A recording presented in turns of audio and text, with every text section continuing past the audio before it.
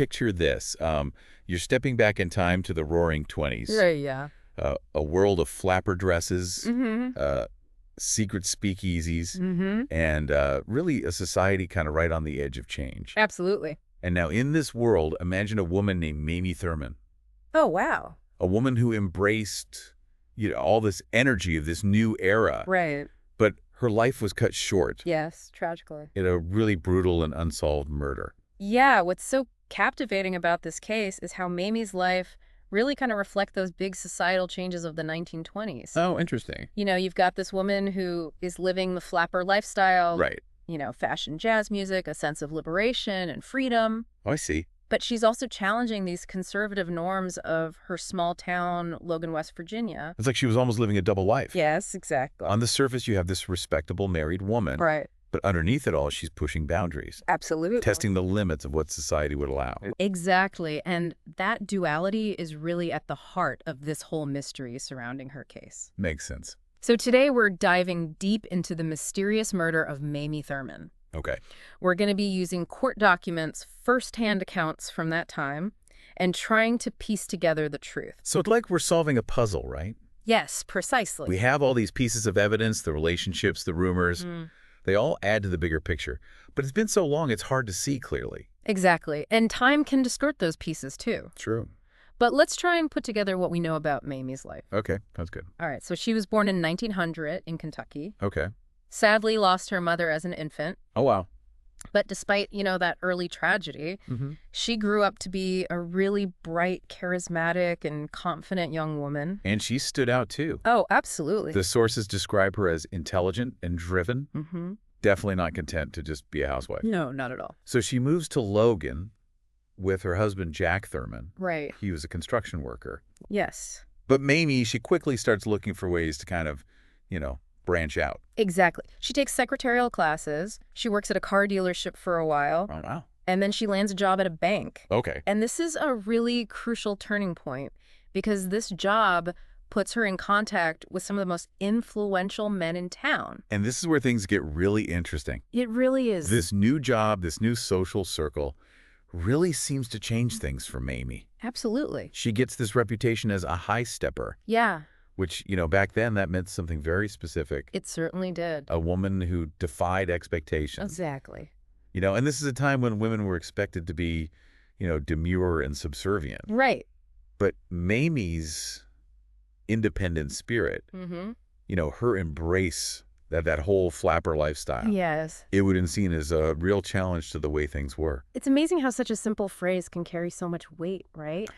It really is. Like high stepper, it really tells you a lot about how she was perceived. It does. And of course, with this newfound freedom come the whispers. Oh, yes, of course. Whispers of extramarital affairs. Right. Which, of course, just makes everything even more intriguing. And one affair in particular really stands out. Okay. Her relationship with Harry Robertson. Okay, and who was he? He was a respected bank worker and the son of a former sheriff. Oh, wow. So well connected. Very much so. And this wasn't just a fling. Right. This was a serious entanglement that's going to have major implications for the whole case. To complicate things even further, Harry actually helps Mamie's husband, Jack, get a job on the police force. He does. Talk about a tangled web of relationships. Oh, absolutely. And the sources even say that they lived in an apartment above Harry's garage. Yes, facilitating those secret meetings. It's like a scene right out of a movie. It really is like a film noir. You can just feel that tension. I know, it's so much drama. Hidden desires bubbling beneath the surface. Yeah, but sadly, this whole web of relationships becomes the backdrop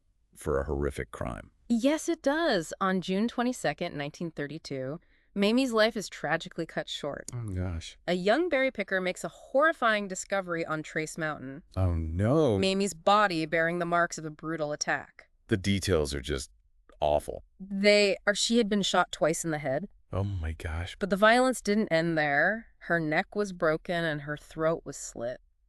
Oh, that's terrible. It was later determined that those injuries were inflicted after death, though. I see. So she was already gone. Yes, but the brutality of it all really points to something more than just, silencing her. Right. It seems so personal. Exactly. Like there was rage behind it. Yeah. And the location of her body adds another layer to the mystery. It does. She was dumped in a ditch. Oh, wow. Near a briar patch. Almost like they were trying to make it really difficult to find her. So it was premeditated. It seems that way. They definitely didn't want her body found quickly. And then there's the detail about her hat. Oh, yes. Tell me about that. It was found some distance from her body Okay. with a bullet hole right through it. Wow. Almost like she was shot while trying to get away. That is a chilling detail, isn't it? Yeah, it really is. Makes you wonder who would want her dead so badly. Exactly. And why go to such lengths to make sure she was silenced? So where did the investigation go from there? Well, naturally, they started with those closest to Mamie. Right, her inner circle. Exactly. And very quickly, two names surface. Okay, who? Harry Robertson. Oh, her lover. Yes. And Clarence Stevenson, a black handyman who was living with the Robertsons. Okay, so right away suspicion falls on Harry. It does. The theory was that he wanted to cover up the affair to protect his reputation. And Clarence. Well, he was seen as a possible accomplice, maybe coerced or manipulated into helping Harry. And what about physical evidence? Well, they found bloodstains in Harry's car. Okay. And they even discovered a blood-stained razor in his basement. So that seems pretty damning. It does, but Clarence claimed that the blood in the car was from hunting dogs. A convenient explanation. Perhaps, but that story changes during his arraignment. Oh, so he changes his story. He does, which just adds another layer of doubt to the whole investigation. And then there's the witness who places Clarence near the dump site. Right? Just hours before Mamie's body was found. That seems like a pretty big coincidence. It does, and that seemingly insignificant detail ends up being a key piece of evidence in the trial. But wait, didn't Clarence say something about the police? Oh, yes. Amidst all the mounting evidence, he makes this shocking claim. What did he say? He said that the police had threatened him Oh, no. with mob violence unless he confessed. Oh, my gosh, that sounds terrifying.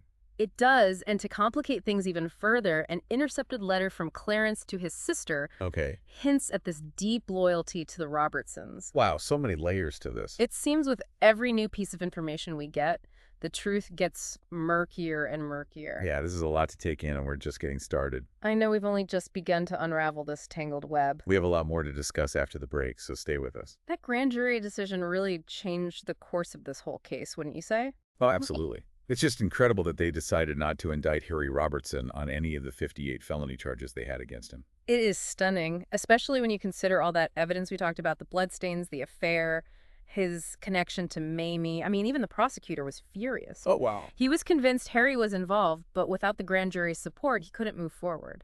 It almost feels like justice wasn't served, Hmm. you know? Yeah, I can understand that sentiment, and a lot of people in Logan County felt the same way at the time. Yeah, makes sense. So with Harry walking free, did the focus shift entirely to Clarence? It did. His trial was set for October 1932, and it became a huge spectacle. Wow, I bet. People came from all over to watch it unfold. It's like street vendors set up shop outside the courthouse. Really? Yeah, it was like some kind of public entertainment. It really shows you how much this case captured the public's imagination. It does. This was a time when news traveled slowly. So a sensational murder like this would have been the talk of the town for months. That's true. So the trial begins, and without Harry as a defendant, what was the prosecution's strategy against Clarence? Well, since they didn't have a clear motive, they really leaned heavily on circumstantial evidence, Okay. trying to build this narrative of Clarence's guilt through witness testimony. I see. They had witnesses who placed him with Mamie in the days leading up to the murder, and others who claimed they saw him driving near the area where her body was found. But what about the physical evidence? The blood in Harry's car and on the razor. Did they ever actually connect that to Clarence? That's where the prosecution's case starts to fall apart. Really? How so? Well, the blood in the car, they confirmed it was human blood, but the blood on the razor was too faint to even test. Oh, wow. And most importantly, they could never prove that any of the blood belonged to Mamie. So basically a lot of guesswork, but no real proof tying Clarence to the crime scene. That's right. A lot of speculation, but not much concrete evidence. What was Clarence's defense? Well, he took the stand and insisted he was innocent. He even described this really chilling encounter with a state trooper who drove him near Trace Mountain, where they found Mamie's body. Oh, wow. And he claimed the trooper told him that a mob was waiting to kill him unless he confessed. Oh, my God. That's like something out of a nightmare. It is, and it really highlights the racial dynamics at play here. Wait, this is the 1930s in West Virginia. A black man accused of murdering a white woman. He must have been terrified. Absolutely. The prejudice and bias against him would have been immense. So how could he possibly expect a fair trial? It's a good question, and you have to wonder if he was a scapegoat, Like they needed someone to blame. Exactly, someone to protect a more powerful figure like Harry. And then, of course, Harry himself takes the He stand. does, which is a huge turning point in the trial. Okay, what does he say? Well, he finally admits to the affair, but claims he last saw Mamie at his home on the night of the murder. Okay. He says he took his children swimming, and when he came back, his car was gone. Implying that Clarence took it. Exactly. Oh. So after all that supposed loyalty, he basically throws Clarence under the bus. Oh. And to make matters worse, Harry's wife Louise also testifies. She does, and she backs up his alibi. Oh, okay. And then she reveals that Clarence had actually told her about Mamie's plan to end the marriage with Harry. So much betrayal and deceit everywhere you turn in this case. It makes you wonder if jealousy played a role. It really does. Did Clarence feel betrayed by Mamie's desire to leave Harry, or was he being used by the Robertsons the whole time? That's the question, isn't it? And what about Mamie's husband, Jack? He kept a really stoic demeanor throughout the whole ordeal, presenting himself as the grieving husband. It's hard to know what he was really thinking or what suspicions he might have had. It adds another layer of complexity to an already complicated case. Absolutely. So what happened? Did the jury believe Clarence's story? Well, after deliberating for less than an hour, they came back with a verdict of guilty of murder. Guilty? Wow. But they did recommend mercy, which meant life in prison instead of the death penalty. It sounds like they weren't totally convinced of his guilt. Almost like they thought other people were involved but just didn't have enough evidence to convict them. That's a very possible interpretation, especially with that recommended mercy detail. It suggests they may have believed Clarence played a role in Mamie's death, but wasn't the one who orchestrated it. So in the end, Clarence went to prison, Harry remained a free man, and the truth about what happened to Mamie stayed hidden. It's a tragic ending. For Clarence, condemned for a crime he may not have committed, his life cut short behind bars. But what about Mamie? Does her story just end there? That's where the legend of Mamie Thurman begins, even in death. Her story continues to fascinate and intrigue people. Like her spirit refuses to be silenced. Right, seeking justice, or maybe just acknowledgement of the tragedy that happened to her. So we've gone through so much with this case. We have. The trial, the theories, all the twists and turns. Mhm.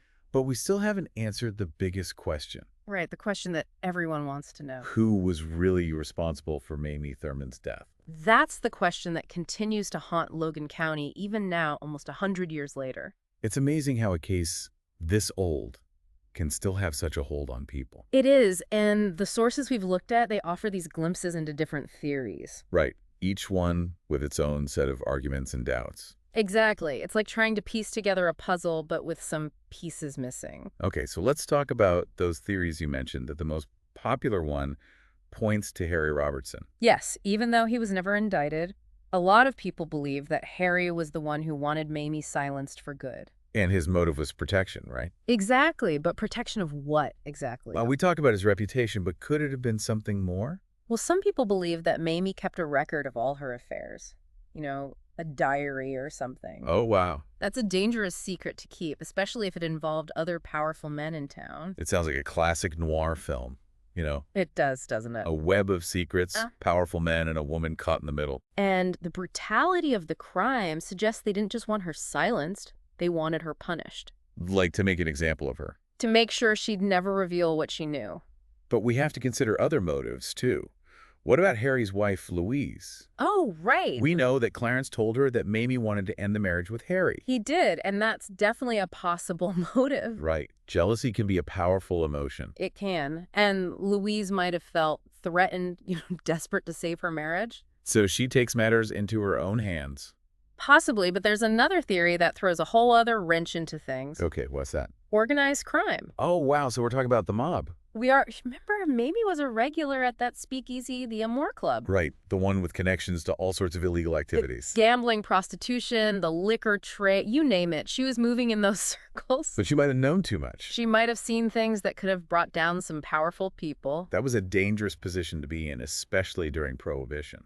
Absolutely, and some people believe that Mamie posed a threat to those operations. And had to be eliminated to keep her quiet. Exactly. It explains the cold-blooded nature of the crime, Right. It wasn't just a murder. It was an execution. A message to anyone who dared cross them. And Mamie was organized and resourceful. Oh, she was. She kept notes. She gathered information. Who knows what she might have had on those people? Right. She could have had evidence that exposed their whole operation. So we have a jealous wife, a lover trying to protect himself and the mob, It's a lot to consider. It's like we're trying to solve a puzzle, but with half the pieces missing. That's what makes these cold cases so fascinating. It is. But even without a definitive answer, Mamie's story tells us so much about that era. It It's does. a time of so much change Social upheaval, shifting morals. and a dark side that we often forget about. That's the legacy of the Roaring Twenties. Well, we've just scratched the surface of this case. We have. But now it's up to you, the listener, to decide what you believe. Exactly. Consider the evidence, weigh the theories, and draw your own conclusions.